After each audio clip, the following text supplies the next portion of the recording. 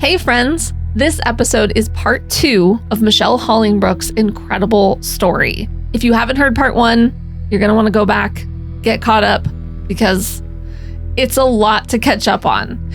Michelle talked to us about the illness that she had when she was 13 years old. She woke up from a coma, unable to see, hear, move, or remember her life. And it unlocked some incredible spiritual gifts. Pretty much every single one. I'm Lauren Leon. And I'm Frank. We are a married couple learning how to develop our own intuition, and this is episode 46 of Clairvoyaging.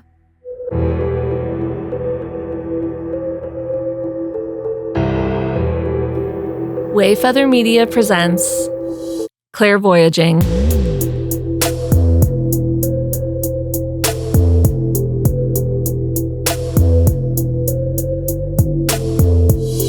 What's going on? I almost forgot that we had to start talking because I was busy dancing. I fully lost our cue. I don't know when I usually come bring us in. Hello, everyone. Hi. This is part 2, guys. You know, I've gotten some feedback about part 1. What was it? That it's incredible. And do you know why you got that feedback? Why? Because it is. I know. We have a few updates. We got a new Patreon member. Is that right? Mary. Welcome to our exclusive Patreon club. Hi, Mary. Burr, burr, burr, burr. Oh, DJ horn. Yeah, right? Or like a sports sound. We should have like a Patreon? That's a flashback to an old episode. Yeah. Go listen to the backlog if you don't know what that's there for. Just go all the way back. You'll find it somewhere. Thank you, Mary. Thank you, Mary. Welcome. And if you want to be a Patreon member, it's $4 a month. Patreon.com. Wait, how much is it? $4. That's so cheap. Patreon.com/clairvoyaging podcast. I'm glad you know, because I don't. Yeah. And we'll keep putting new stuff up there. We're going to have a new listener episode pretty soon. Check it out. Check out the other stuff that's available. It's fun. Bunch of stuff. Also, you might notice if you are a free member, I just unlocked one of our songs from our Wayfeather EP. Did you? So, yeah, just one. It's a little taste, so you can hear the rest if you're a member. Anyway. If you don't know what she's talking about, we used to play music. That's what we used to do. And once upon a time, we wrote an album together, and it's on our Patreon. Okay. Also, can you send us a spooky story? Oh, yeah, We're starting to collect. We're starting to collect. Have you and received? Now I'm giving some deadlines because people are like, oh, I have a story.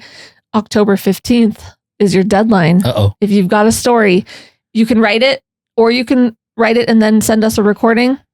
Send us an email, clairvoyagingpodcast@gmail.com, and we can read it for you. And listen, pals, no pressure. Like, it's not a big deal. If you have a good story, but you're just like, I'm not a good storyteller. I'm an editor. It's what I do. Yeah. Send it to me. I'll make it amazing. It's going to be the best story. Like, the best again, one. Everyone agrees. Some people are starting to have more like alien stories, like fourth dimensional, interdimensional, multi-dimensional things. It's kind of a hot topic. Yeah. If you like, that's part, I don't know. This is going to be a Halloween episode. So send it over. Send it over. It's no surprise. This is part 2. I cry. Okay. Not once, but twice. Multiple. Yeah. Yeah. I was just sitting at the editing bay and I was like, all right, you know what? We talked for 2 hours with Michelle.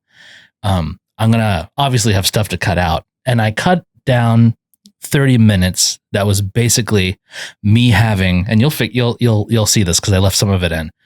As soon as Michelle started like turning up the clairs, we started getting all kinds of electrical issues over here, and which is funny because it's never happened before. It's never happened, and things were going haywire. Yeah, like all of the things on my desk were like not writing correctly. There's tears. There's tears. There's fears. There's fears. There's gears. There's gear. And listen, the truth is, at the end of this, she kicks our asses. Yeah, both of us. And in the best possible way. I truly, after talking to her, I was like, who is she? Like, what is her deal? Because I was so impacted just by the small healing session that she did with us. You'll see. You'll see. Roll it. Roll it. Go. Okay, Michelle, thank you so much for coming back. This is part 2 because we were just so incredibly blown away by your story. So we have so many questions. I want to know what kind of healing work you got into, because, and also, how did you realize that you could do healing work? Like, obviously, you realized you could see, hear, be a part of everything within the spirit realm, but how did you know that healing was part of it?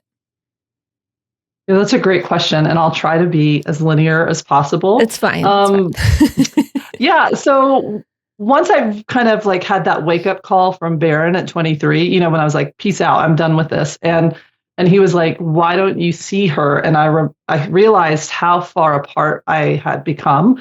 It really launched me on that seeker's journey. And it launched me on like to go into any and every classroom that I could drag my little like broke 23 self in, like, and just do it. And so a lot of like books and a lot of self-thing. And then eventually I was able to get into some workshops and other stuff. And I have to say the early part of my journey was a crazy hot mess. It was like a lot of like coming from a hurt place, meeting other people that were hurt, all saying like hurt people. And a lot of like ways of healing that I totally would not work now. That being said, it was a part of my journey. And so go ahead. What can you give an example of that? I'm just super curious, like what kind of ways you wouldn't do that? So like going into retreats that were like shamanic based, and I am a shamanic practitioner, and so I journey people, and I'm a huge sound healer, and I've eventually met really beautiful, amazing, authentic trainers in that one who could bring me into different lineages and working. But in the beginning, that was not the case. And so I was ending up in some pretty interesting scenarios with people just like bringing wide open, no boundaries, people trying to take other stuff from other people and heal it in themselves, and sweat lodges that were just not okay. And just a lot of like looking back on it, more abuse. And that's why I like called like the first part of my journey of really understanding what boundaries are and what they aren't. And the animals kept pulling me back. They're like, you can't heal something for somebody else, Michelle. You can't take it out of their system, put it in yours, and voila. Yes, they'll feel better. They'll feel like tra-la-la walking down, but now it's stuck in your body. And guess what? You can't heal that because it doesn't belong to you. It's not yours to work with, yours to be a part of.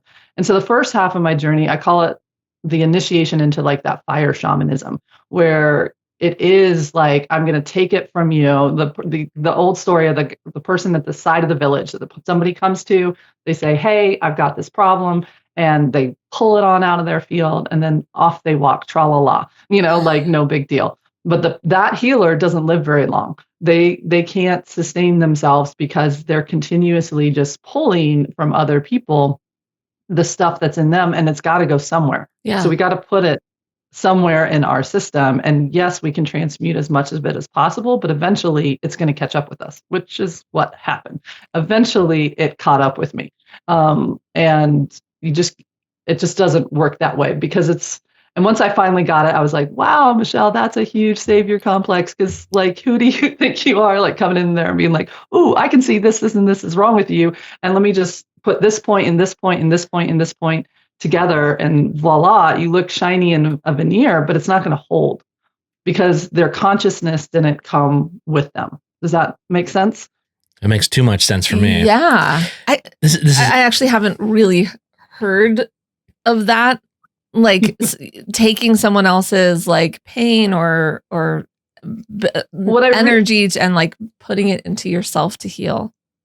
I don't think a lot of people know that's what they're doing, but because I can see it, I could see what was happening. And in the beginning, I realized that was my trauma story from before all of this, and especially after the coma and before in that first part of those crazy teens, was I thought it was my job to take somebody's pain and make them feel better.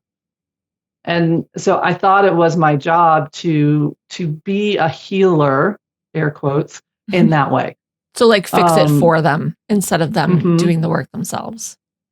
Yeah. And so eventually I came across a beautiful teacher. Her name is Misa Hopkins. And she is trained in a certain lineage that works with the grandmothers. And it's a beautiful feminine energy of healing. And she taught me to be more working like what we would call a water shaman.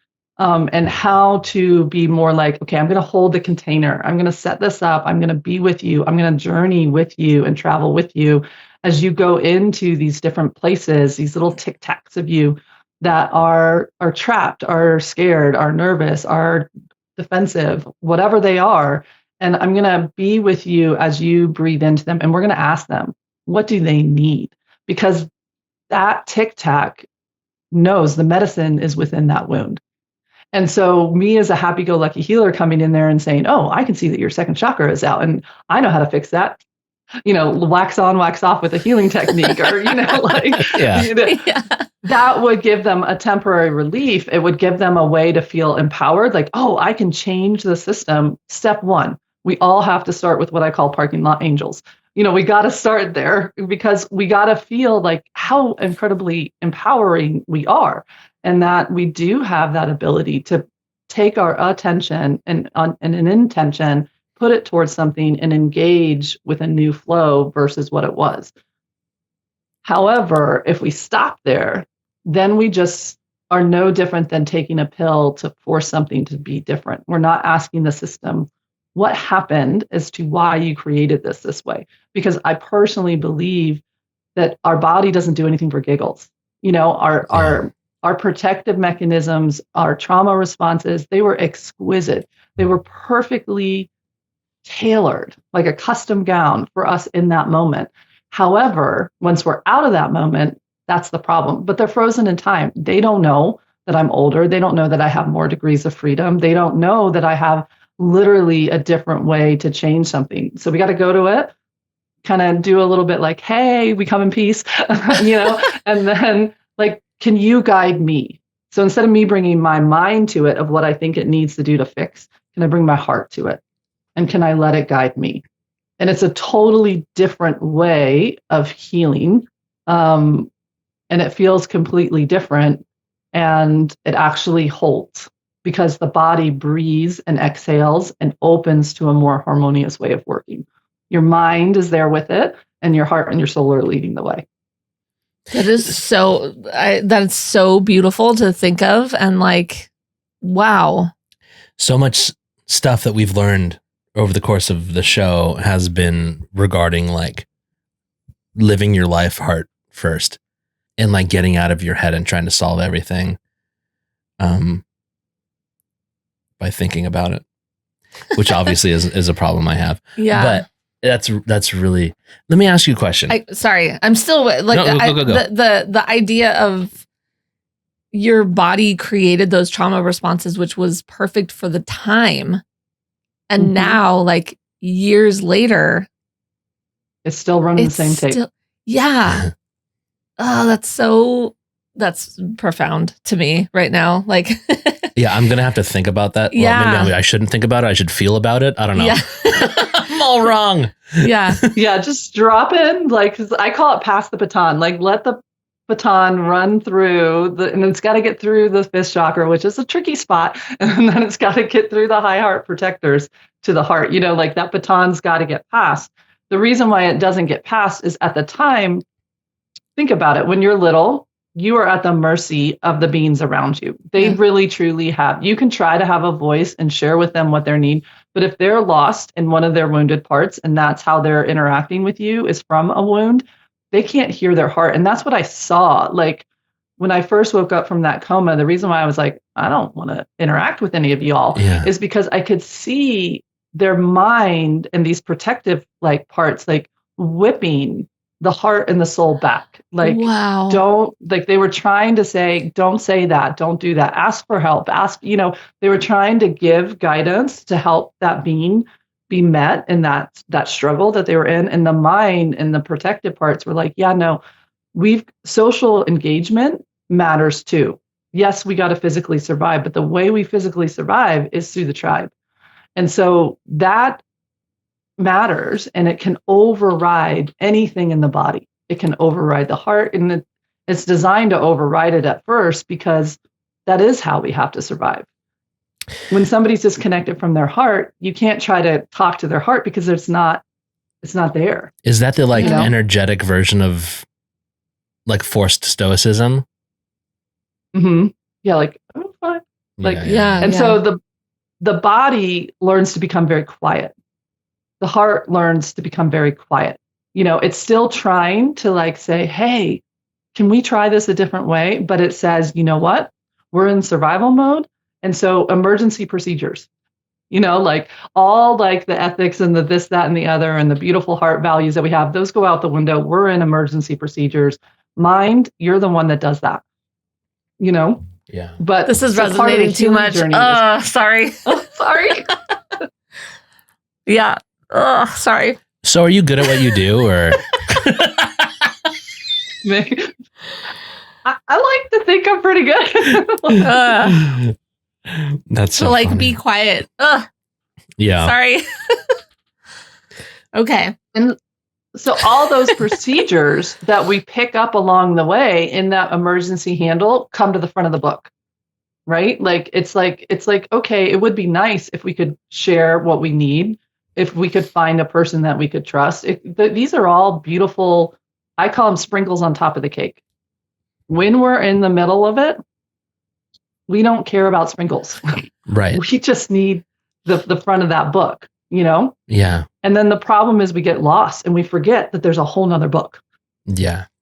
We just live out of those first few chapters. I'm sweating.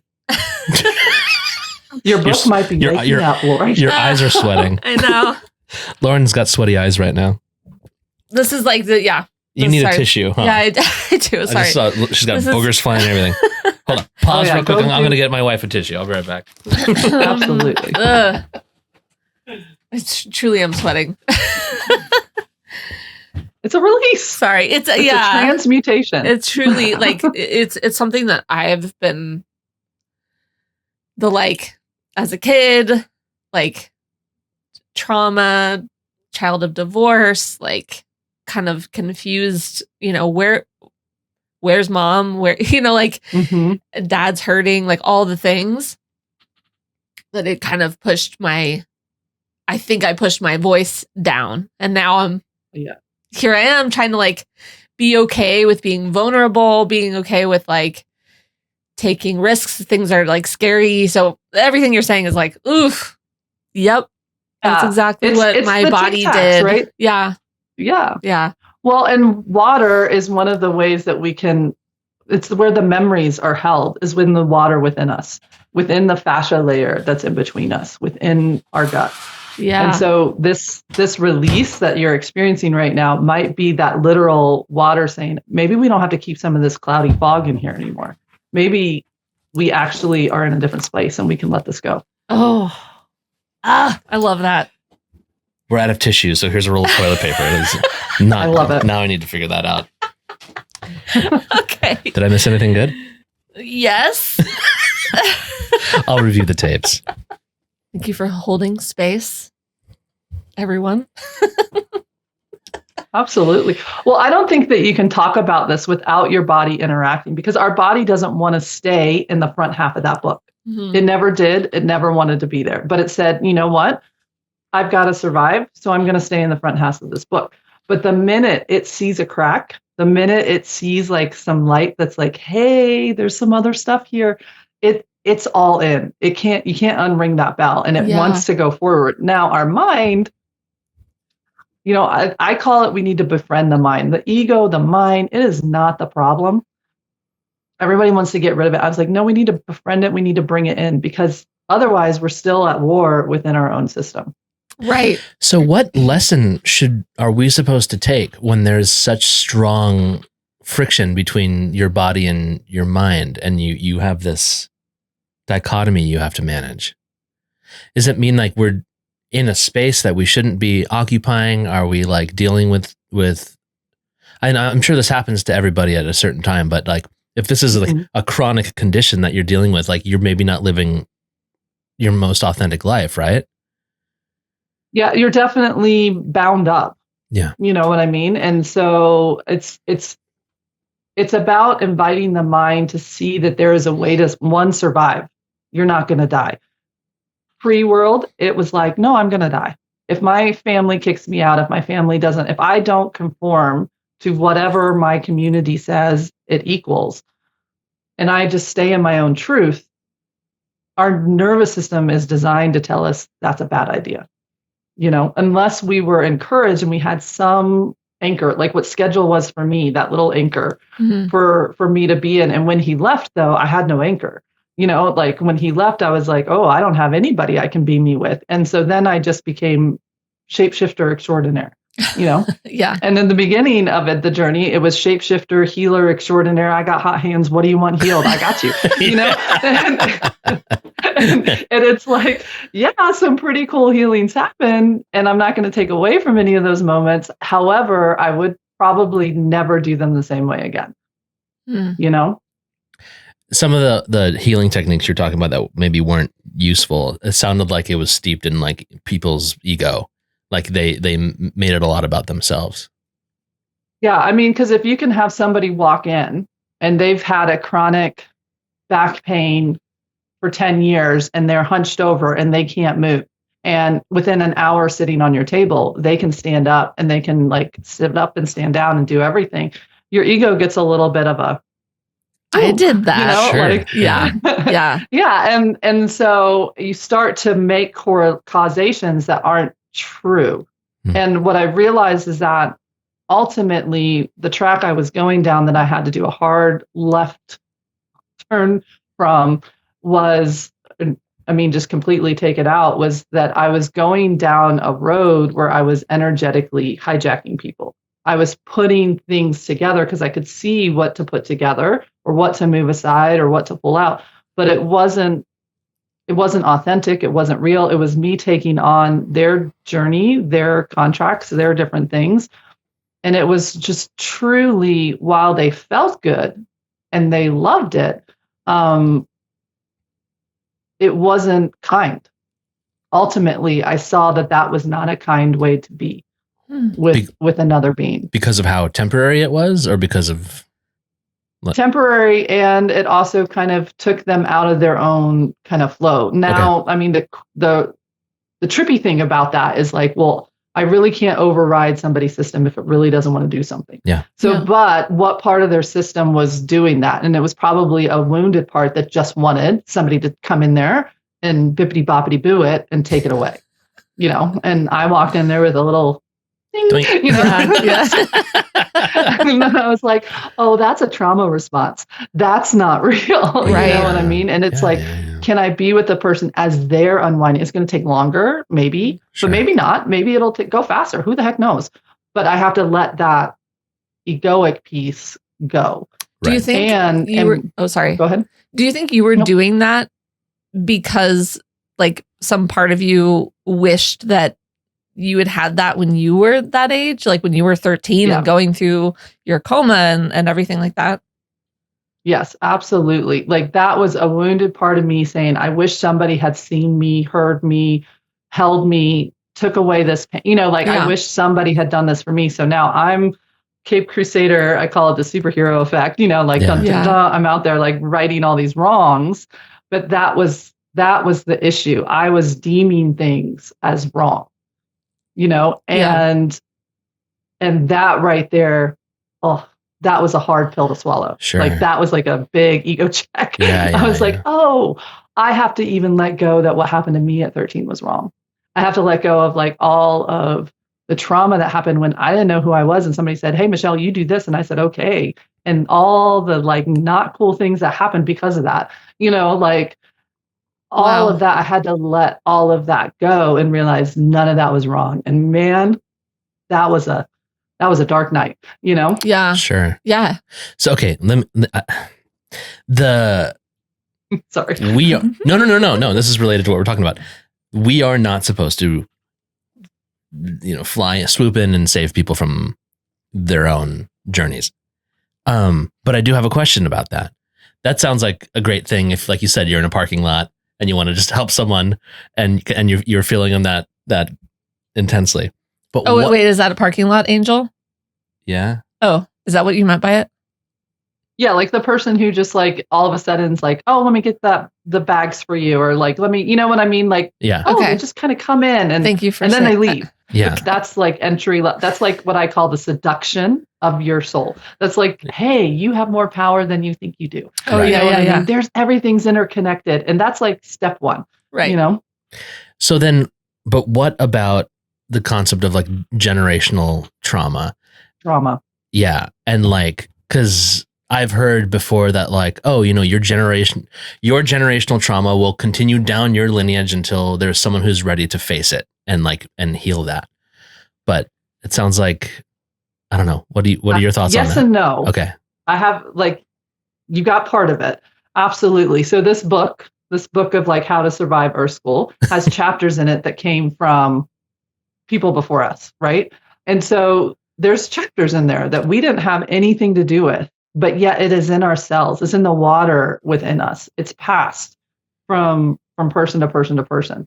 And every person, I believe, has an opportunity to stand up and say, hey, this chapter no longer fits. So the chosen one, it's my job to take on that healing.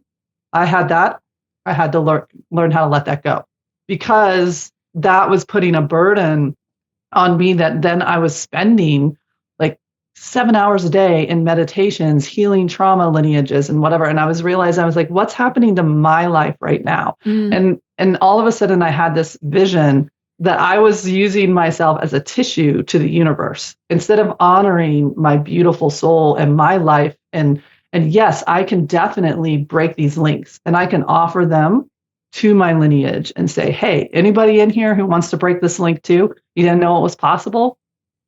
Here's the awareness. And I call it like calling in like the soul's guardians of those people. And by all means, if they want to pick it up, great. But it is not my responsibility to heal that family lineage. And what does happen though is when I heal it, like my girls, they have an opportunity to pick up that healing too if they want. I so hope they do. Yeah. But what I realized is I couldn't like get in there and be like, can we just, you know,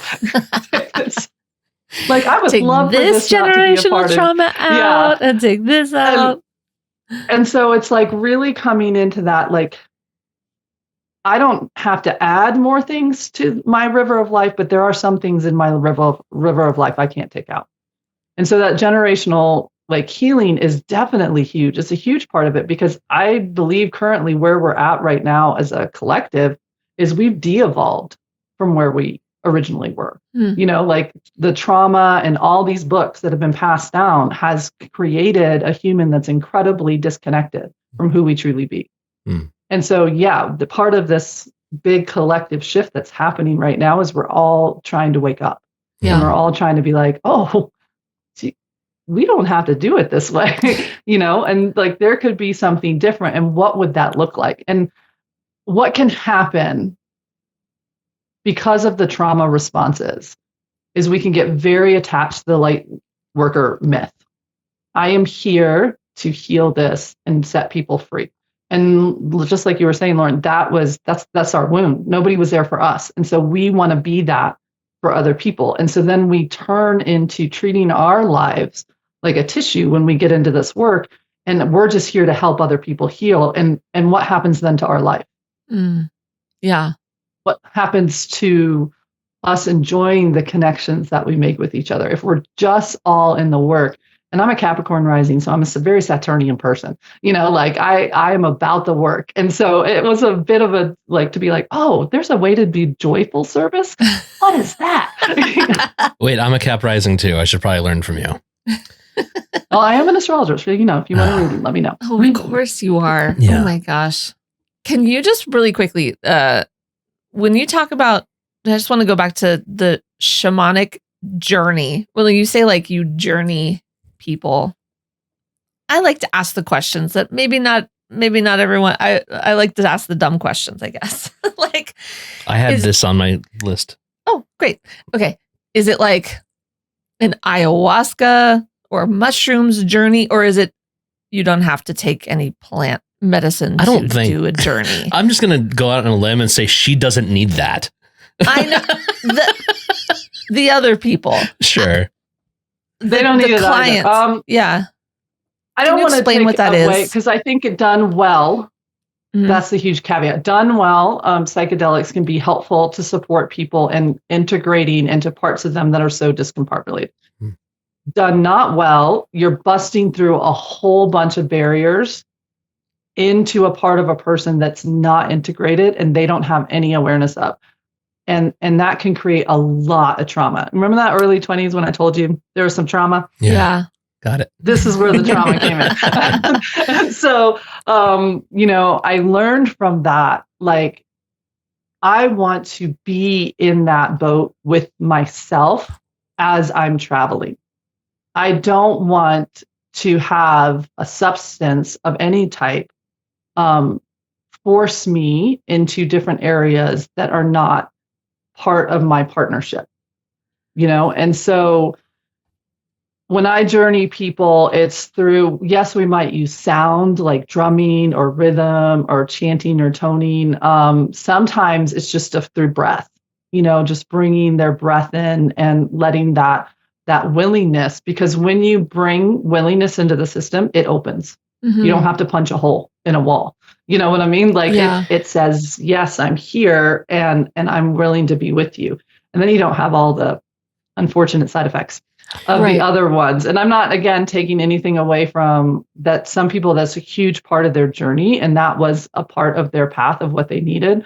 I just also like to give people the alternative, which is it's not necessary to integrate to a part of you that's a part of you. Yeah. It's Yeah. not something outside of you. You know what I mean? It sounds like you're suggesting that when you are ready for healing, it's better to do it in a linear fashion through the avenues you have available to you, instead of, like you're saying, like kicking the doors down and getting a hold of stuff that you're not ready for.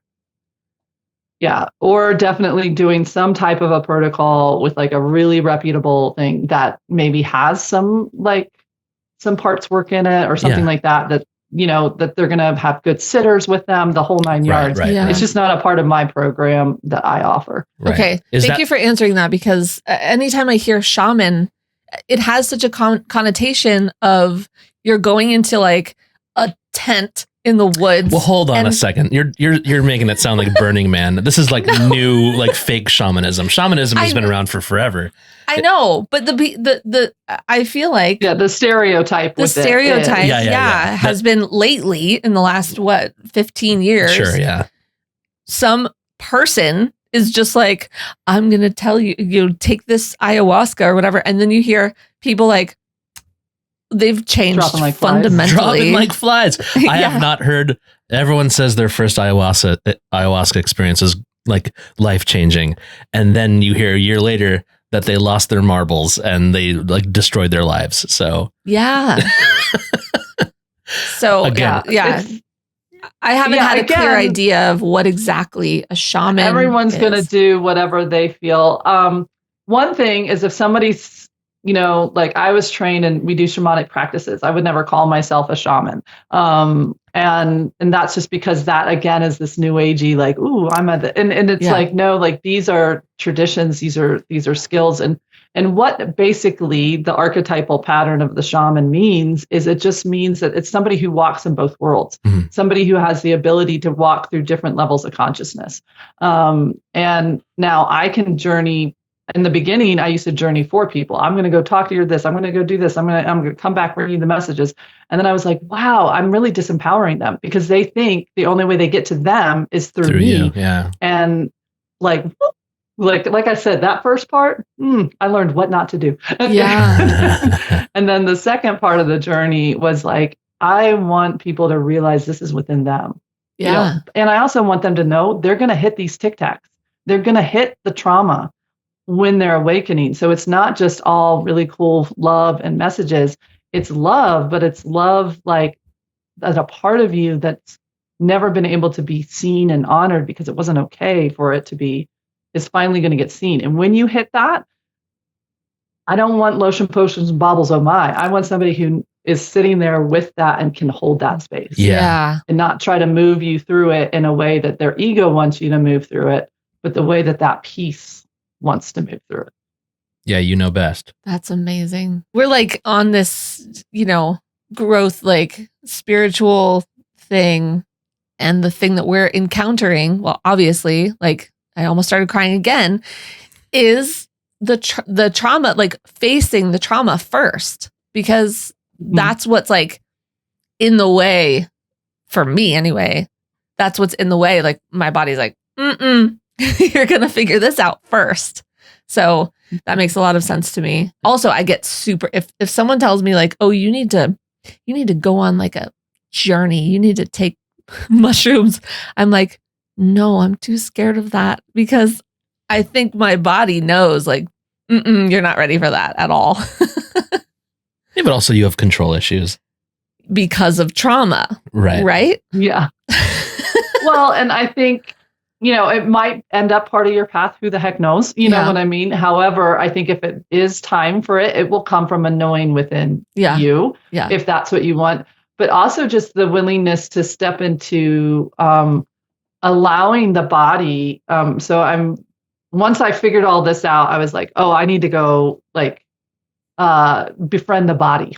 You know what I mean? I was like, I can't just keep acting like it's this thing that needs to get fixed. You know what I mean? Yeah. And so I dove deep into somatic work, and I drove deep into like, how does that work? And like traditional Chinese medicine 5 elements practitioner, and like every classroom I could put in that was like how the body's wisdom comes forward, what, how it does what it does and why it does what it does. And then how can we help talk to it in a way that actually gives it a voice? Like it's like I did a complete 180 and went all into the body. And then eventually circled it back to the mind and eventually talked to the soul.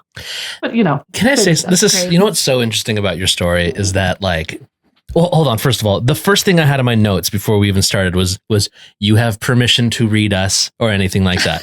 I didn't say, I meant to mention it. Right error. I meant to mention it 40 minutes ago. Hold on. My thing just failed. Actually, is it fine? Let me make sure. Stand by. This is just a backup recording. All the audio is still going to the camera, but like if we can hear it, it's going to the camera. But I don't like that it said right error. Sorry. Is it still? Let me give it a second. You have a you do things with electronics, don't you? You mess things up. I do things with electronics. So let me pull it back. Let me pull myself back out of your space. Michelle's energy. Okay, audio's still going through anyway. It was just this device. Okay, that's the first time that's ever happened. And these things are known for reliability. Michelle! Sorry. Tone it down. I think it's funny that it was like right when you noticed, when you said, you have permission to read us. I know, that's all you needed. And it was like, whoosh. Yeah. Unleashed. Okay. We're back. Technical issues. We're back. Can you give me a quick definition of somatic work, because I've heard it used a couple of different ways, and I really want to know what you're referring to.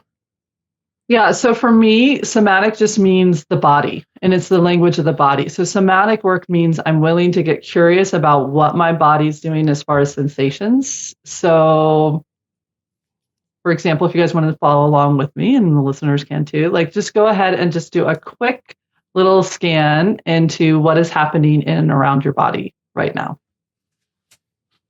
Just kind of feel in, and you can go zone by zone if you want, and it doesn't have to match. So you can have like a gurgling in one spot and a freeing and opening, have a tightening. So what are you noticing in and around your body right now? And who wants to go first? I will.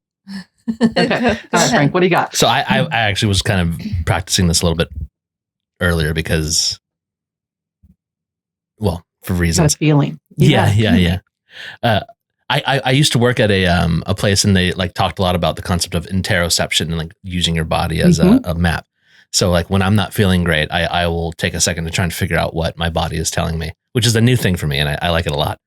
But today in particular, I have almost like I don't want to call it a dread. It's almost like a void where my my heart chakra would be, and a tightening in my solar plexus. That's the main two things I feel. Sensations that are Yeah. like coming forward. Yeah. And the body will change its conversation depending on what it's up to. So what you feel, we always want to never put a story with it from the past, because whatever it's doing is doing right now, right here. Right. Just for this like conversation. Lauren, do you want to share yours first, or do you want me to like zone in on? I mostly just have pain in my head. I have a headache. Like, You have a headache? yeah, and then Okay. everything else feels like mostly loose. I'm just in general can be fidgety. So, Mm-hmm. but it kind of made me realize like I need to be more in tune with my body and what This crazy thing. Yeah, I know. because I was like, It's I'm like just I not, heard this. yeah. Yeah, it's what the image is, and like what I heard one person say, and I can't remember now who was the originator for it. So I'm sorry that I can't give a nod to the person. But it's like, oh, this thing is just a robot to carry our head around. You know what I Yeah. mean? And so like, It is like, it's we're a like, machination for sure. Yeah. yeah. And it's like we want to remember that this thing is more than just a robot for us. You know, Yeah. like Yes. it's an interceptive system. It is designed to give us insights, to sense, to feel, to connect, to all those things. And so if you want to do a quick little somatic thing with whatever you're experiencing right now, so Frank, that's the void kind of. Would you say that void, does it have any type of other descriptive words to it? I guess it would be almost like a spreading, like maybe a spreading thin. That's not one way I can say it. Okay. What else would it be? I guess just almost like, yeah, I say a void just as in like an emptiness, like I need to, or like, I mean, I attribute it to, without trying to go into my stories, like you're saying not to, like a certain sense of dread to a certain extent, but I don't have a story attached to that in the moment. It's just a sensation. The sensation. Okay, so we got a little bit of a flavor of dread in there, a stretched thin, Yeah. and a little bit of a void, and then that clenching right underneath it in the solar plexus, right? Yeah. Okay, and then your head, Miss Lauren, what's any descriptive things for it going on? Just a general like aching. Okay, so like full head or Full, yeah, like just kind of wrapped around. Yeah. yeah. So now what you would do is add, if you could put in a little thought bubble for it. So Frank, you're going to give a thought bubble to both ones, the void and then the clenching, and it's going to answer you however it wants to answer you in there. But in that little thought bubble, if it wanted to share anything else with you, what else would it want to share? And Lauren, you're going to do it for the head. I heard relax for myself. Okay. So relax is yours. Frank, what did you get? I'm not great at this part, but I want to say the thought bubble was along the lines of like, I'm pushing too hard or something, Mm-hmm. which I've been told before, which actually makes sense, but still. And so at this point, you have a couple different options. Now that you're starting to talk to it, you can ask first, is there anybody that I need to talk to before I keep talking to this part? Because it might have a protector with it. What do you mean a protector? Oh, great question. So all of these different little tic-tacs, these little parts of ourselves that have somehow gotten tied up in a nice little bow and shoved somewhere, right? Whatever those are, they're given a little, you could call them like a little guardian.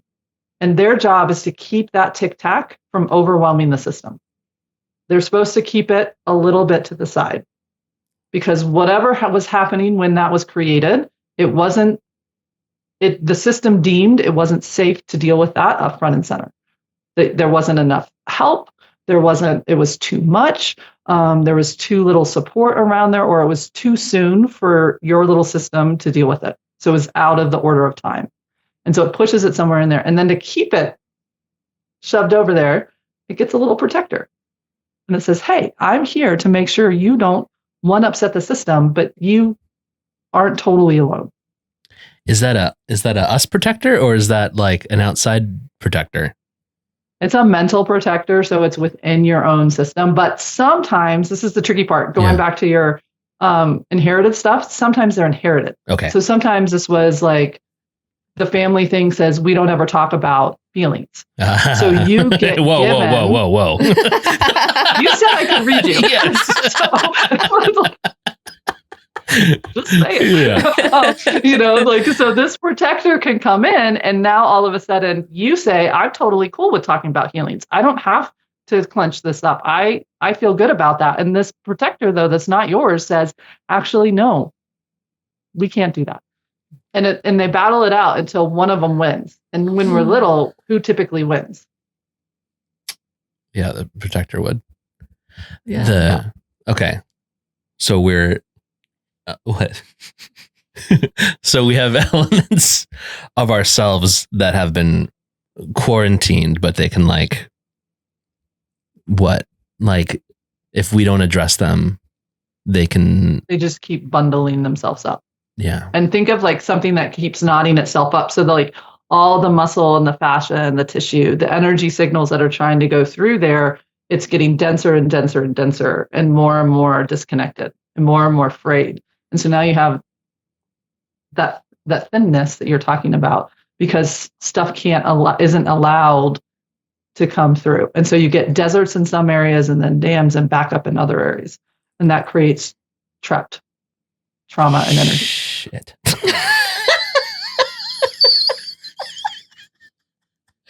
Okay. Sorry. No, this is great. It's great. It's so good. That's why I'm smiling so much. I've had everyone, it's so funny because what I was going to say about your journey earlier is that you, it seems like it's so visceral for you. It's so vivid, where most of us, we get an inkling of something and we have to kind of work with that and solve it along the way. But it seems like you really it's so helpful to have someone who can see all of it like you can. And yeah, to answer your question, I have a lifetime of chronic digestive issues and a really bad lower back and which has been hurting me recently, which when you were talking about assess my body, I didn't even think about my back. I'm just so used to it at this point. But I have also heard that kind of thing can manifest from safety or root chakra issues. I just wanted to know. I won't do it. No, please do. That's please me. Do. That do would be all. tick, tick, tick. Oh, I see. Yeah. No, I'll fix it. I'll fix it. We can work with her. We can give it a couple things. Yeah. And so one of the things is you do have, feel into that. Do you feel like you have a protector that doesn't belong to you? That is managing how you would like to meet the different parts of you one-on-one. I do feel that way, actually. The past year or so has been me trying, more than anything, trying to allow myself to get to the next thing without all of the emotional baggage and expectations and concerns about, safety and all that, basic stuff. While also managing self-doubt. I'm very heady. So I have a bunch of different ways I think about it, and I'm probably giving myself more ailments. But yeah, generally the first thing I do in the morning is wake up and I try to figure out how to get myself back to neutral so I can continue doing these things that I enjoy. And to me, that feels like having someone, a protector that I don't want there anymore. So I can just get more into the flow state of my life. Yeah. So if you ask that protector, one, can you kind of get a sense of it, of where it hangs out in and around your body? Is it in the same area, or is it the one in the back? Is it to the side of you? Is it over top of you? Where do you feel like it is? Okay. So the stuff in my solar plexus feels different. That feels isolated to my solar plexus, but my back stuff, I'm not entirely sure. That doesn't feel like me necessarily. Feel into the back body and feel if it feels like there's somebody there kind of behind you, pushing you, trying to keep you moving in the right way. Oh God, I've never considered this. Yeah. And if they stop doing their job, if they had a thought bubble, what are they afraid will happen? like failure. So ask them, who do they belong to? If you don't want to say it out loud, that's fine, because we're probably going in family baggage. So No, I was just going to say that this feels like generational trauma. That's interesting. So what I like to do when we find these ones is we don't want to just kick them off the bus first, because they really do believe they're helping us show up for Earth School in the right way. Like they really truly believe they're helping us live the right way, do the right things, have all the security, blah, blah, blah, all the things. Yes. And your intention to show up for your life in a different rhythm, how does that work with this belief system? Oh, it doesn't. They're completely at odds. Yeah, they have a significant clash, and that clash is happening where? Yeah. Now go talk to the solar plexus and now say, how are you a part of this conversation? Because it is, but it's from a different angle than what you thought. The solar plexus is me. You are gripping, saying, I'm going to what? What is that solar plexus saying that you're doing? This back piece is trying to say, this is the way you have to be. Yeah. Some part of you woke up and said, actually, I honor that. That might be great, but I think I can do all of that, but my own way. Okay, hold on. This is good. I haven't forgotten your head, Lauren. I'm still tracking that. Hold on that too. Oh, it's fine. I love this so much. So here's what everything you're saying. Here's what I'm pulling together for myself now. I'm feeling pushed that it is in a way that's potentially straining me in my safety zone, my back. I have my own like self-doubt and insecurities that are affecting me in my solar plexus. And then it's making me, I'm very resentful of the battle, and I want to feel more confident, but it's making me feel a little empty, which is where the heart feeling might be coming in. Look at you. You just did a reading. Wow. Wow. That's somatics. Okay. So that's somatics mixed with a little bit of kind of parts work, or parts. Internal family systems came from Richard Schwartz in the 80s. He developed it. He was a family systems like a psychotherapist. However, what he stumbled onto was his clients talking about, oh, a part of me feels like this and this. It's all shamanism. It's all from the ancient wisdom traditions that knew we were more than one thing. There was a first attention and a second attention. So there's like the mind is the first attention, what we think we're perceiving. And then there's all the other stuff. And so we just have to be able to merge that thing. And you just merge that thing super fast. With some help. Thank you. And that's where I come in. That's where the journey together. It is now also, you have a skill set. With that takeaway, like it is very interesting to realize that like you can have, I mean, issues are complex, right? Like friction is complex. We assume that like we have one problem and that we're going to fix that one problem and it's going to alleviate one problem. But like in this situation, I have one big complex friction that is like kind of defining my life in this period, and it's manifesting in a whole bunch of ways, where if I were able to isolate, identify these quarantines, like you're saying, like these isolated energy blocks, they can lead back to the issue I need to address. Very cool. Yeah. So like where you would keep going with this is you could keep talking to that protector. Ultimately, we're going to ask it to go back to where it came from, because it's not yours. And so first we can't heal it. And so there are many different ways you can do that. I personally like to call in the soul's guardian of wherever that sucker came from. And yes, can you energy test, and can you also read and find it happen like 20 different generations back on your mother's father's, you know what I mean? Whatever. Yes, you can do that. Mm-hmm. And I used to really do that for people because it gave them like pieces of the story. And then I realized that they would then get stuck on that, and they would carry it around like a badge. Part of the narrative.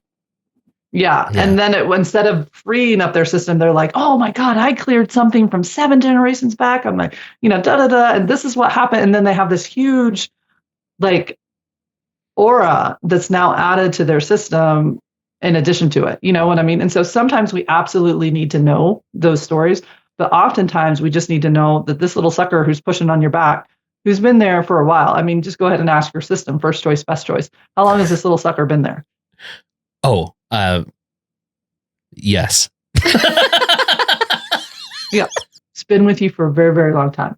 And every time you tried to go outside of the rhythm that this thing believes is the only way to be successful and safe, what would happen? What was your body saying back to you? No. It was saying, we can't do it. So the whole gut system was clenching, spazzing out, going in a different rhythm. And you were saying what? I'm moving. And your body was saying what? Don't move. Yeah. Like, doesn't want to keep doing it the way it's doing it. Doesn't want to keep helping you with this push energy. I don't want it anymore. And I appreciate the attempt to assist, but I don't need it. I don't need it. Pull that forward. Like really, truly, like say, can you come out of my back? Come around. Come here in front of me. Put them somewhere by your water or something like that. Get them in front of you. Start with the compassion and the honor. I really honor you. You have been with me from the very beginning, trying to help me survive. Truly has. And at some points, it's probably been super helpful. You've probably been able to like get things done and stay on track and push through hard times and show up for yourself when nobody else showed up. So at times, this thing was very, very helpful. Yes. Right? Yeah. Yeah. However, it no longer serves. Right. So with deep love and deep gratitude, just invite forward the soul's guardian of whoever it started with. You don't have to know that. You might get that information. You might not. And say, thank you. I appreciate your help. I now release you. Pass it from your system back to the system. And I send you with love, compassion, that there is another way of being. So that same healing has the potential to go to that other person, but that other being is still a being. And so they get to, if they're alive, then they get to figure out what they want to do with it. It softens it. If they're dead, then it still can come into their support system. Okay. And then I want you to truly watch it leave. Tell me when you feel that it's no longer in your aura. Yeah, I think. Yeah. I mean, I almost immediately felt different. I almost immediately felt better, a little lighter. Yeah. Once it came to the front, it no longer was hanging out in your literal cellular tissue. So now we don't want to leave a vacuum. Vacuums are bad. So some part of you had to move aside to let that part come in. And we want to call that back. We want to empower that back in you. So what part of you, your soul essence, your beautiful way of how you want to meet Earth School, do you want to call back in and infuse into that back? That this is what has your back. This is your support system. I think like that sense of protection and guardianship and stuff was taking the place of like my general state of, I enjoy like innocent wonder in the world and like just enjoying myself and having a little bit of faith that everything's going to be okay. And I really think that was occupying that space. That's a lot of where my like sense of self comes from, is just genuine curiosity. I mean, that's why we have this podcast even. It was a splinter of that sense. And I think that sense is so at odds with something who's trying to keep you in line and like on a predetermined path of safety. So it's reestablishing what I call a true sense of safety, which is, you know what? Life is going to do what life is going to do. It's my connection to myself and my heart, this space and my own consciousness. That is what creates the safety. It's not, can I do everything right and therefore I'm guaranteed a nice smooth road. It's, life is going to do what it's going to do. And if I bring this wonder, this awe, this curiosity, feel that coming back into your system. Maybe in you, Lauren, anybody else. If I can connect to that, no matter what life does, then what does that feel like in your system? Yeah, I mean, already I feel, so I still need to address my solar plexus, but I feel like that's something I can do on my time because that's me. Mm-hmm. But I already feel that like heart void thing that I was mentioning earlier, like dissipating and filling up with, I guess, a sense of excitement instead, which is very fun. Yeah. So there you go. Welcome Thank to a you. little version of somatic work. Michelle's magic. Amazing. Fix Lauren's head. Well, you fix your body. I just helped guide. And so Lauren, I took some Advil. Yeah, I'm so- fine. well, in that tension, in that kind of like throbby, achy, if you ask what is happening with the balance of energy in your system, why is it puddling up there? If you get curious about that, what's it say? I'm doing too much, or I'm overwhelming myself. Yeah, there's like a lot of mental stimulation. Like this prefrontal cortex is trying to work super, super hard. Yeah. What if it wasn't supposed to work up here and it was supposed to work here? That probably wouldn't make me feel so crazy. So if you just gently put, because I know you're a Reiki person, so we'll bring in your stuff. If you gently put, if it feels good to you, just gently put your hand on the back and then one on kind of the high heart, and just kind of ask it like, what's its nervousness about allowing you to let your heart kind of like think for you. It's kind of a trust thing. It thinks the only thing that's going to keep you on track or safe or whatever is what part of you? My thinking brain, my head. Trigger warning. We're about ready to step solidly into your trauma. So if you don't want to go there, I totally respect that because I want to go there. I'm already on the verge of tears with talking to you, which is totally fine. Like I want to do the stuff because I want to move past. Well, I think it's so helpful to people to see the conversations, even if you don't have them with the practitioner that's working with you, if you have them inside, it still works. You know what I mean? Because not everybody feels safe having them externally. Yeah. So if you ask this heart, get curious, just ask it, like, does it have support and trustworthy support? It does. It does. Yeah. What separated that? What separated my head from my heart? Mm-hmm. Well, you just pointed to your throat. I did. Sorry. There's a disconnect between being able to communicate certain feelings. So just take a little moment if it feels good to you. Again, I'm coming through a doorway that I think your body, like Frank needed to come through the mental, but your body actually wants to come through touch. You know what I mean? Yeah. So that's why it looks so different, because it matches your system versus his. Does that make sense? Yeah. So just gently take your hands and just gently stretch that throat chakra. And then take a breath and then let your hands go wherever they want to go. What's meeting you in this space now? What do you mean? So what I feel is there's a little one coming forward to meet you. And she's this little one who figured out that she had to think really, really hard about how to share. Here it comes. Like what was okay. I know. Yeah. What was not okay. Yeah. And she would think she figured it out. She was like, oh, I know how to say it in a way that they're going to hear it. And then what happened? It didn't get heard. And so then she'd go back to the drawing board and she'd think. And she'd be like, I got it. And she'd come back in there again, trying so hard to bring that beautiful heart energy. And what would happen? I'd have to be quiet again. What if we could or tell would be her, spoken for? Yeah. Yeah. Like, so your words would get taken away and somebody else's words would come in that didn't match. Yeah.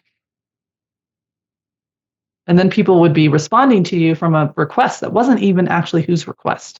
Mine. What if we could tell this beautiful little girl that she always had the perfect words. Her heart always gave it to her. It was just the beings around her that were so lost, they couldn't hear it. They couldn't connect with it. But it wasn't her. That was the problem. Yeah. Can she hear that? Yeah. And if you could scoop her up and bring her, because right now she's stuck back there. I don't want to leave her there. Yeah. Where does she want to go? Just, she wants to be a kid. So maybe she can come hang out in your backyard. Maybe she can come hang out in your guys' like family room. She can see that this beautiful person you are does honor the voice, and she can share, and she can do all these things, and she gets to just be a kid again. Yeah. She doesn't have to work so hard. Yeah. What would that feel like to her? Is she willing to do that? Yeah. She Okay, so probably pick her wouldn't up. be thinking so much. She wouldn't be thinking so much. So pick her up Yeah. wherever she's at from all over your field, gather her up and bring her home. And anything she wants to release, all that stress, all that tension, all that like second guessing, she doesn't have to do any of that anymore. Yeah. Just tell her she can let all that go. Like as she comes through this beautiful like mist to come home and hang out with you guys and be with the dog and the kids and the whole family, like all of that is just like getting washed away. She can get a new outfit. She can get a new whatever she wants. Okay, so she's feeling pretty good Yeah. with her relocation. Yeah. Okay, so now just do that gentle little hookup again. And let your system know that it doesn't have to hold so much energy up here to be on alert. It can actually come to the heart center. The heart can sense it, can feel it, can get that information and pass it back to the head. So we're relocating where you come from. And then do that little stretch again if that feels good. And this time we're going to make a little heart starting at the top of your head. Come on up here, do a little heart around the face on a stick. Both hands to the heart. How's that feel? Really good. Okay, so your job is to check on her and just be like, hey, are we still here? So when you feel the heady stuff, pause, go check on her. Where's she at? Did she accidentally slip back in? Or is she still here with you, just being a kid? Yeah. Okay. Get my toilet paper. Classy. Michelle, are we the most basic people? Because I just realized I'm the man who's been succumb to societal pressures of providing and safety and staying on the straight and narrow. And she's a little girl who's felt quashed under similar conditions. These are human. This is the human condition. This is what we're working. Yeah. We're freeing this up and allowing ourselves not to be constrained by these roles, by these, kids are to be, seen and not heard, but only if they're going to be seen in a way that makes the parent look good. You know what I mean? And then like status quo comes through this way. And, this is what we're shaking off. And we're like, do we still have to keep playing by these rules? So no, I love when we break up these rules. Yeah. Yeah. Ugh, that's so great. Well, thank you. You're welcome. Let me cross off generational healing real quick. I know that's not quite generational. It's more, but it's. No, I mean, so it is. It I mean, it gets passed down. Like the parenting, where does our parenting come from? It comes from their parents and from their parents. And, until you do what you guys are doing, it just keeps going. Yeah. Yeah. Yeah. I'd like to not do that to my kids.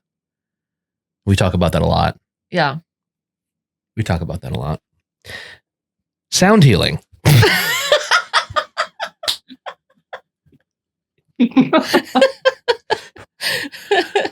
How do you move on from that? I don't know. Hold on. Let me ask some basic questions here that kind of related here. Is this the best thing that people can do for themselves, is really use their bodies as a map? Is that their interface to healing? I think it's a way that we can see behind the curtain. You know what I mean? When we're coming through the mind, definitely most of us have to start there. You know what I mean? However, the mind is seen in drinking its own Kool-Aid. It's got its own filters. Yeah. You know? Yeah. And so we can kind of do some mindset management and we can see some things, but it's really savvy. It's really good at making us don't look at the, like, you know what I mean? And and it can put up a pretty good show. And so if we anchor in the body first, we get to see the discrepancies. We get to feel it. But here's the kicker. We need enough of the mind's buy-in. So you guys have done enough work that I could do that with you. There are some people that I couldn't do that with. I wouldn't be able to go that far, like that quickly, because it's not safe to feel the body. So when the body's been through a lot of trauma and it's had a lot of like shocks happen to it, it doesn't want to connect to the information it's giving to it, because where's it going to go? Right. Who's it going to talk to? Yeah. You know, there's nobody there to hear it. And so it stops talking. And so one of the things that a lot of my work revolves around is like shaking of that hand. You know, like, okay, how do we start to help the body feel safe enough to even start talking again? And we do have to work with the mind to do that. You know what I mean? Like, we can't just kick it off the bus, because it's going to turn out sideways somewhere if we do that. That makes sense to me, because the mindset thing that you were talking about, like, your mind is smart. I've been talking about this for a while, where I'm like, okay, if I can just tell my brain that I'm not, that money and time is abundant and I am safe and all these things, that I can reset it. I can and it's like I'm forcing something. But what you're suggesting basically is like, go into my body and figure out like where I'm holding that stuff. Yeah, like, where is the scarcity and the comparison and the control? Like, what is it up to? And then we can have that dialogue, and definitely that mindset change is our intention. Like, we want to realize that there is abundance. We want to realize that there is the ability for me to recognize that this is just energy, you know, and how do I want to work with that? And then we also need to recognize that there is a survival system in here. You know what I mean? Yeah. Like, it's like we can't say that that's not there, because it is there. So how do we, but also there's what I call the higher level of survival system, which is not scarcity, control, and comparison, power and control codes. It is this heart center, which says, hey, I know how to keep myself safe, meet that moment. If a bus is coming down the road, I don't want to have a big old discussion with my body whether it needs to jump back. Like, I just wanted to jump back. You know? and you know, like, if I get like a hit from my heart that says, hey, you know, don't turn left, I don't want to have a big conversation with it about why not turning left, you know, and then I go and look at the news and be like, oh, what happened on that road? You know, like, maybe nothing happened on that road because I didn't turn left, you know? And so right. It's a hard concept, but our mind, if we just keep browbeating it, it might say uncle. We might be able to get it to go down, but it's going to come out sideways. I was going to say, so much of my concern about that, of like really listening to the body, is sometimes I'm not sure if it's coming from me or from the outside, right? So sometimes I'm always worried, if I listen too much to my body, am I going to end up, you know, running down somebody else's road? For me, it would be seeking of safety. Am I going to end up as a hermit living under a rock in the mountains? And yeah. So like, parsing out like what is like source-based information versus what is my own internal conflict is challenging, and I know it just takes practice. Well, and it's a thing of sorting. It's a learning. So as an empath, you know, like a full blood, like at first I had no boundaries. And so as I was sitting in some of those places with everybody not having boundaries, you know, my system was like, I couldn't tell you what was my shoulder and what was your shoulder. As far as I was concerned, the shoulder hurt. You know what I mean? And so one of the ways that I did protect myself is I removed myself. So I get the fear of being a hermit, but then I was like, dude, I can't like walk in a mall. I can't like go like this is beside the point. I was in like one of those big box stores and I was like about ready to like fall out. I was like, what is wrong with me?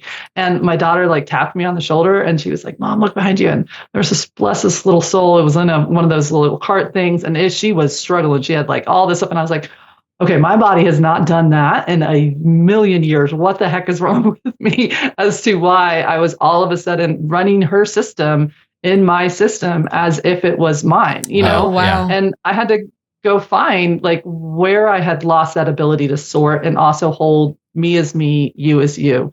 And so that is part of the journey. I had one of the best teachers tell me early on is like when you get this and your system gets it, protection no longer becomes something that we have to talk about because your system holds it with love and compassion for self and for others. It lets you be you and me be me. And it doesn't matter if somebody's having a flare or somebody's got a system that's trying to punch holes in mine because my system has self-love.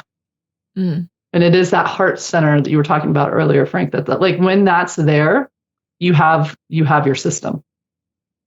And it's not going to sacrifice itself for somebody else's shadow needs. And it's also not going to try to ask somebody else to sacrifice for their needs. And so all of a sudden we become very healthy. We can be interconnected, but not interdependent. Now, Oof, that's tough. It's a journey. That's tough because like, I mean, I think everyone experiences empathy, right? That's a normal thing. But like, there's such a concern about where am I being myself versus when am I being selfish?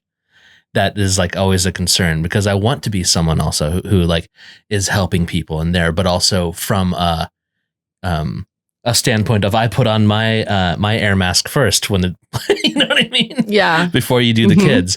So yeah, it's just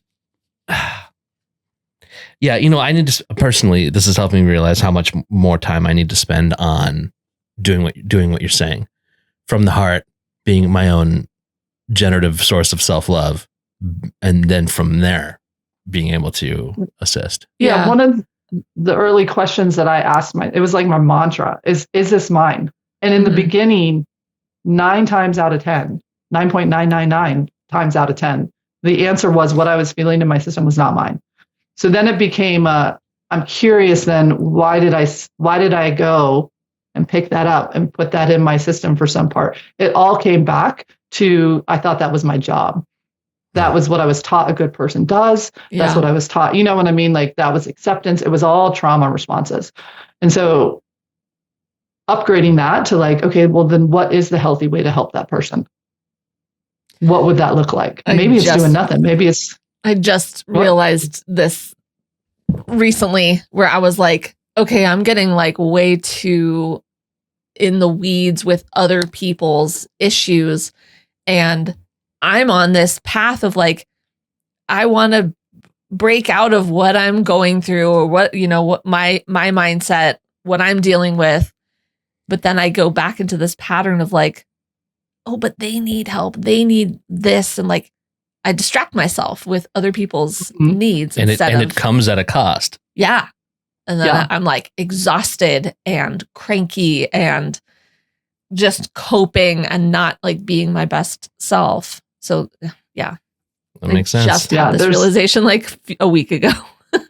Yeah. So one of the first things I do with my clients is we do a massive meditation, what I call return to sender. I was like, look, we want to do a first big sort before we get into this room and really start figuring out what's here, why it's here. Like there's a bunch of crap in this room that doesn't belong to you and you don't have to do jack squat with it. So just like take a moment, bring a big orb forward and return to sender everything with love and kindness. Like, hey, some part of me picked this up because I wanted to be accepted, loved. I thought it would bond me to you, like whatever it is.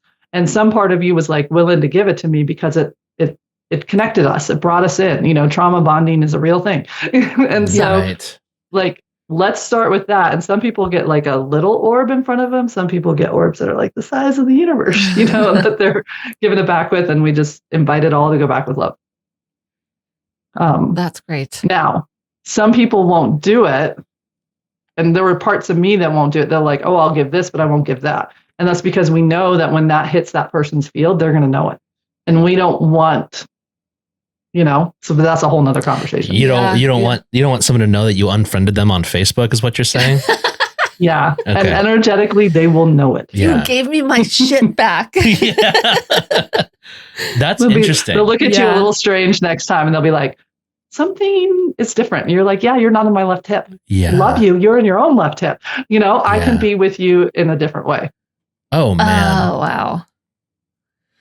I think I'm going to be thinking about that one for a little while. We do that. We do that instinctively, don't we? Like everyone's done. Everyone's pushed We're someone wired away. to do that. Yeah. Yeah. Yeah. I mean, if we couldn't instinctively do that, men would all be in a lot of trouble all the time, wouldn't we? Yeah. Okay. We just want to bring it to the next level of self. Yeah. One that's more driven from the heart center than the survival version of it. Yeah, and the heart center instead of the screw you center. Got it. Okay. Yeah. You do have a lot of questions still that are not crossed out. I'm not going to get to all of them. It's fine. Yeah. Some of them have been answered. These are huge questions. Should I even ask them? These are questions for a demigod. I'm sorry if I treat you that way. Let me dial one up and then we'll see which one shows up. No, just kidding. Okay, I will ask this one. This is bananas. Being able to to sense and see and have access to this blanket of energy that everyone is. What questions about existence and our reality do you still have? What keeps you up at night when you're like, what the hell is this all about? What gets you? That's a beautiful question. That is a big question. That is a rabbit hole question for sure. I think, let me give you the version of it. This why question. I mean, this is the why question, right? Like, I was spinning with it and I was like, I need to understand it and I need to see how the mechanics and what are soul contracts and why would I in a million years sign up for this? Why would you sign up for some of the things, like why would people, and I was just like spinning out and I really got in that. And then finally one day my team, and I just call my team a team because it's just easier, really kind of grabbed my shoulder and pulled me back and was like, Michelle, you're losing the fact that you're in a body and you're losing the fact that you're in a body that's supposed to be interacting with other bodies. And if you wanted to be spirit, you'd still be spirit right now. You are still spirit right now. You are both. And it was like this big, like moment. And then I was like, okay, that was my toes you just stepped on. All right. Fine. Like, okay. And it really comes down to like, when I see this, it's cheesy. It sounds so cheesy, but it is love. It is like we are here to be able to experience what it feels like to be in love with ourselves, with each other, and to move from that love instead of fear. Like that's the big question of this Earth School. Which operating system are we going to come from? Are we going to move from fear or are we going to move from love? And I started realizing all the subtle ways I was still moving from fear, and it was like that then became my work is like, how can I step into moving from love for myself, for those around me? I'm not a doormat by any means, you know what I mean? But like, I have beautiful, healthy boundaries, but how can I hold those boundaries from instead of like, who do they think they are? How can I hold them from a place of, oh, this is a hurt part of them. And I don't want to be the drug dealer to that hurt part of them, and and can we start to bring that back? Can we actually really, again, cheesy word, realize that this is the heaven that we're in right now, instead of trying to just get to some other spot? Because I was seriously disembodying myself, like I was like, whoa. And it was like, can I come back in and realize I'm incarnated, this life, this body, my family, my friends, the work that I do, the souls that I interact with, that's it. So that might be lackluster, but there you go. No, it's not. No. Would you say that That's beautiful. Would you consider it a good practice if everyone every day they woke up in the morning and they said to themselves, "Where's my love at?" and sought it out as their like leading principle in their day or their life, whatever it might be. Is that good? Is that okay? Yeah, I mean, that works, because when your intention is like, where is that love? How can I interact with that love? How can I connect with that love? How can I live through that love? Your whole day is going to change. Yeah. Well, I love that. You found it. Found it. Done. Heal. Well, what the hell? Is there any, that's a question to end on, I guess. Yeah. Thank you for that. Yeah. That's pretty You're amazing. welcome. No, that because, is like, really beautiful. Because it's not, you're so eloquent. The concept isn't that complicated, and we've heard it a million times. But also it's so difficult to achieve if you allow it to be difficult to achieve. And hearing it from out of your mouth, someone who's like achieved these like great levels of being able to like, access the concept or the feeling of interconnectedness and all that. And then you still come out with the same lesson. It's like really, it feels really important for people to hear. Yeah. So thank you for that. You are welcome. You are welcome. You're just a dream guest. Oh, God. But I can get into like the details of all the other stuff that I'm going to ask you. I'm not going to ask you Cross that. them all out. They're all crossed out. The answer was love. It always was. Tell people where they can find you. Wait. I do have one more question. Are you writing a book? And if not, why not? I am writing a book. I knew it. You know how I knew it? Can I tell you how I knew it? How do you know it? Because you started some sentences in a way that sounded like chapter headings. And I was like, what is this all about? Oh. Yeah, I'm an investigator. Look at your spidey sense going. By the way, audiobook production guy. Oh, yeah, if you ever want an audiobook, I got you. I do need an audiobook person, so we'll chat. Yeah. About that. And you guys get what I do, so look at that. Look at that. Beautiful. Yeah. All of that wonderful stuff. But yeah, no, so I have my first book, The Horse Cure, and I love that book. It's a beautiful little book of the stories of that first part of where I really was doing this with horses.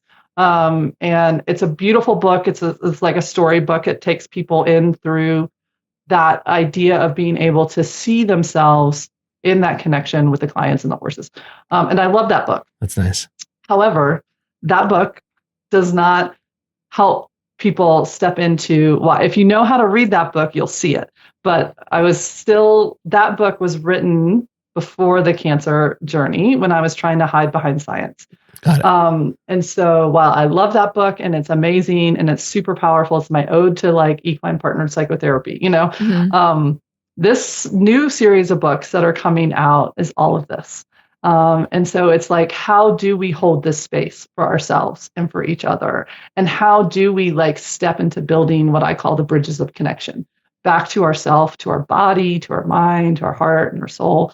And then the next book after that is like the mystics, like the stages of the mystics. And then I have a Reiki book in me that's trying to come out too. But the first book is that how do we hold this space? Yeah. How do we do just what we did today?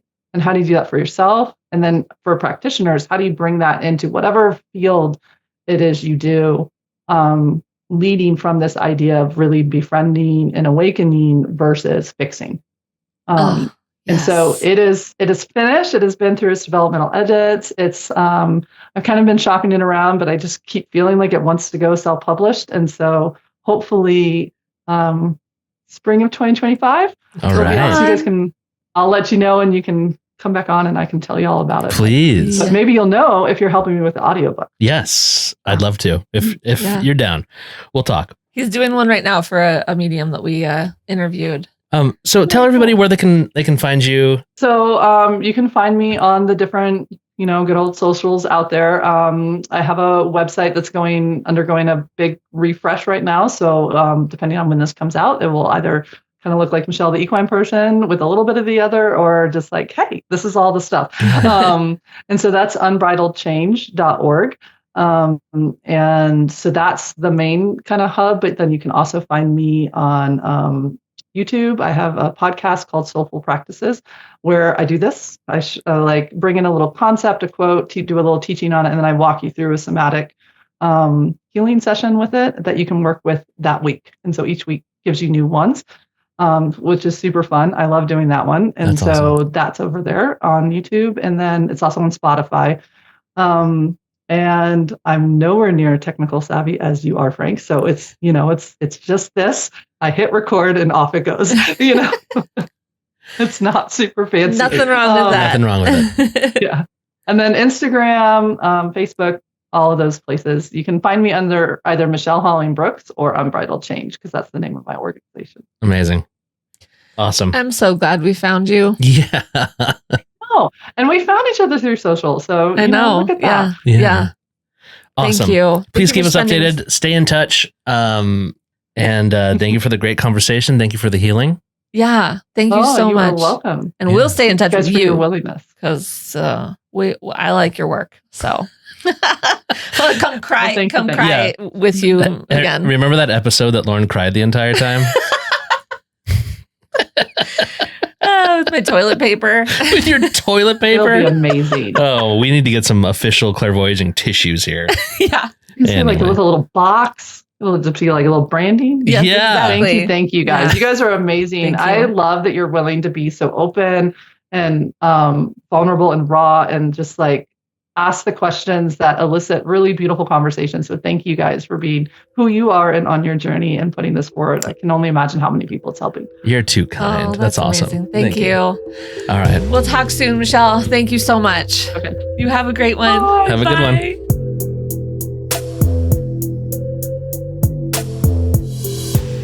Thank you for listening. Visit www.clairvoyaging.com for show notes, merch, or just to say hi. If you'd like to support our journey, visit www.buymeacoffee.com/clairvoyaging. This has been a production of Wayfeather Media.